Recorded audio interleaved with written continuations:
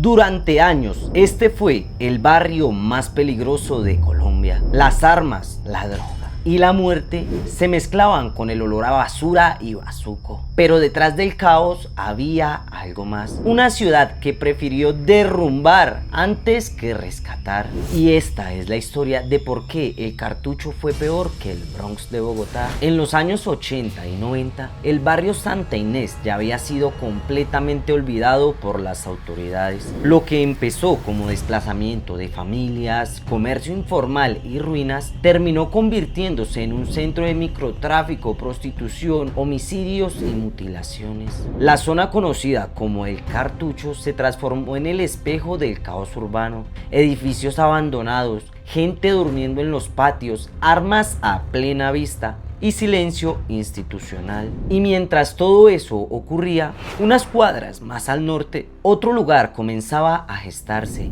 el Bronx, el nuevo epicentro del problema. Pero para entonces, el daño del Cartucho ya era irreparable. Lo que nadie se atrevía a contar era que no se trataba solo de drogas y violencia, sino de una ciudad que abandonó un pedazo de sí misma. Imagínate estar allí, casas coloniales que un día fueron hogares decentes, hoy invadidas por cientos de personas sin esperanza. La ley no existía, la policía no entraba, el tráfico de bazuco era a cielo abierto y el miedo era la única moneda que se respetaba. Pero lo que pasó después nadie lo imaginaba. Desplazamientos, pobreza, abandono total. Los investigadores urbanos dirían más tarde que el Cartucho nació del deterioro humano y urbano, de la segregación y la marginalidad. Los servicios públicos colapsaron, la vida en la comunidad desapareció. Y mientras eso ocurría, el problema crecía al ritmo de la oscuridad. Cuando el gobierno finalmente intervino, no solucionó el problema, solo lo movió.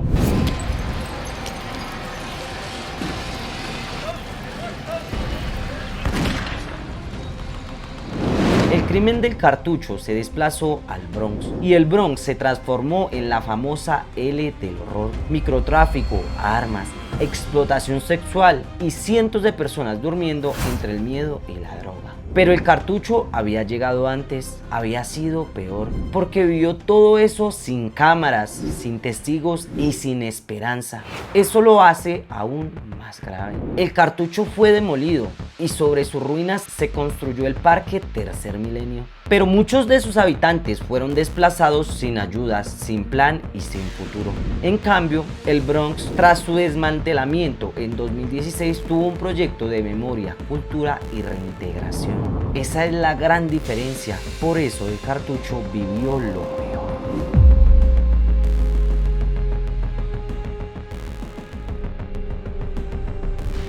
Los testimonios cuentan que era una olla sin fin. Nadie veía a quienes vivían allí, eran invisibles. Y no era solo la droga, era el abandono. Era una ciudad que le dio la espalda a su gente. Y entonces llegó el momento. El Cartucho fue demolido, no porque se hubiera resuelto el problema, sino porque la ciudad decidió borrar el síntoma sin curar la enfermedad. Las mafias se mudaron, las víctimas siguieron desplazadas y el hueco urbano siguió abierto. Mientras tanto, el Bronx se preparaba para su intervención y aunque cambió su nombre, la huella del Cartucho ya había marcado generaciones enteras. El Cartucho fue la chispa de un incendio que Bogotá no había logrado apagar. Estas historias no están en los libros, siguen vivas en las esquinas de Bogotá. Un barrio no se compone solo de casas, se compone de vidas, de oportunidades y de cuidado colectivo. Cuando una ciudad abandona a su gente, es ella misma la que se destruye. El Cartucho fue peor porque representa lo que pasa cuando una sociedad decide que una zona no vale nada. Y la pregunta es para ti: ¿qué hacemos para que nada ni nadie quede tan al margen de la ciudad que desaparezca?